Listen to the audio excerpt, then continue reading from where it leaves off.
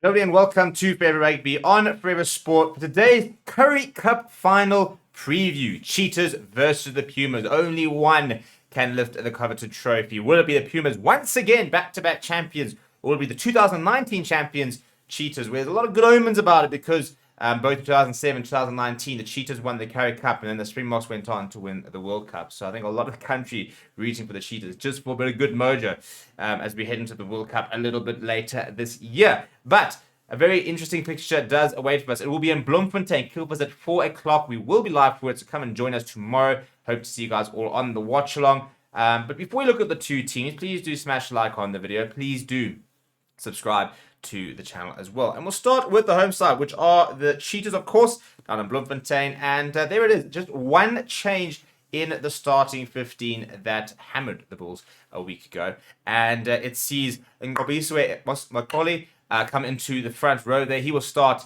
at loose head next to Miles van der Merwe and Conrad from Fury, and the rest of the team is completely unchanged, which means that Rene Bernardo, who got through a lot of hard work last week, will partner his captain, Victor Sekekete, who also really, especially on defensively, sort of led from the front, had a very industrious game last week in Bloemfontein, where I think he topped tack count, I think for the game actually, let alone just for the Cheetahs themselves.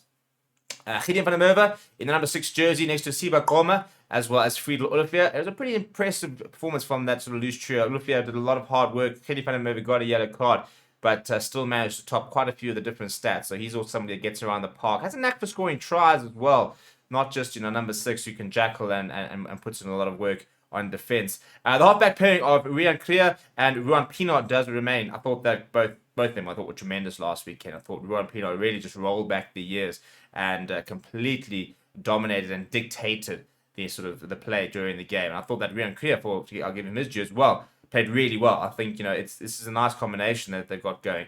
I thought that Clear kicked very well. I thought that he was quite a lot of pressure relieved on a lot of the kicks that he made, so I thought that he was very impressive last weekend. The two wings are Cohen Jasper and Daniel Kasenda, plenty of pace, especially Cohen Jasper. You don't want to give him too much space at all. And Reinhard Fortuyn, David Brits. Reinhard Fortuyn scored an early intercept try last week, and he'll be looking to try and go over that whitewash once again. David Brits, very hard carrying outside centre. And then Tapima Mafura has taken to playing fullback regularly like a duck to water. He's been absolutely tremendous, so much space. Always kind of drifting left and right, finding that sort of half gap, and then he bang straight through the middle. So he's a wily character to try and defend against. Plenty of pace there for him. And then off the bench, Louis van der Westhuizen, Laluto Tsakweni, Henkes van Beek will cover the front row, Jean-Ray Rudolph, George Kinnear, Daniel Martins in a 6-2 split. Sia Masuku does return from injury and will come off the bench. Robert Edson will also provide some cover there. For the Pumas, this is how they line up also.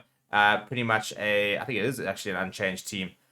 So it is Cornet Fourie, Peter Jacobs, Simon Raw in the front row. Cornet, I think all three of them actually getting onto the score sheet last week against the Sharks, where they just, I thought, tactically outlasted the Sharks, really. The Sharks were really good at set piece and try to sort of dictate that to the Pumas, and the Pumas sort of said, no, we're happy to play the kicking game. We'll play with you guys, and we're not going to make the error. We'll force you guys to make the mistake. So they definitely played a game plan designed to beat the Sharks. It'll be interesting to see how they have played this weekend to try and beat the Cheetahs.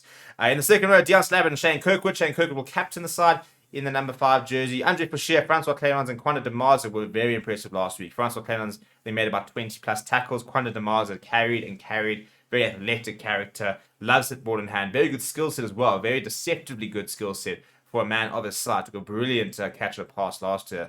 I think it was a bit forward, but it was a tremendous dive forward to take it. Crystal September, Terence de Beer. Again, I thought a halfback pairing that for me were really impressive. I thought that Crystal September marshaled the troops pretty well, and I thought Terence de Beer was absolutely superb with his game management, with the way that he dictated things to the Sharks and didn't let the Sharks decide where and how to play the game.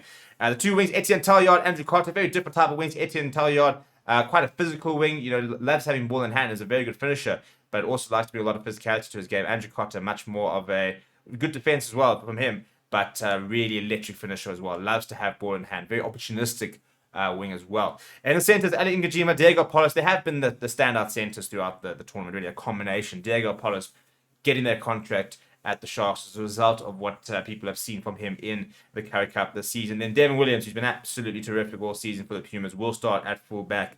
Off the bench, Darnell Oswagu, Etienne Yannicka, Deval Maritz are the front row. Malembe and Porfu, Rudolph van der Merwe will cover the rest of the scrum. Then you've got Jevan Sneeman, Gene Willemse, and Vian van Niekerk as well. It should be an absolute crack of a game. Currie Cup finals just generally always are. It's been a while since we've watched a bad Currie Cup final. So let me know what your score predictions are down in the comments below. Please do smash a like on the video. Subscribe to the channel as well. Thank you very much for watching. My name is Steven, and I'll chat to you soon.